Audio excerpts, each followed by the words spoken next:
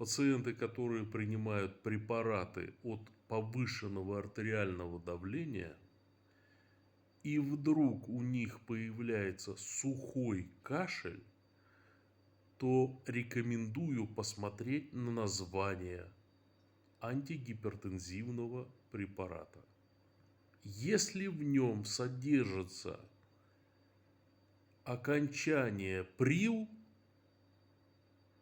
то, возможно, этот кашель вызван именно этим препаратом. Например, лизинаприл, пиридоприл, фозинаприл, каптоприл и так далее.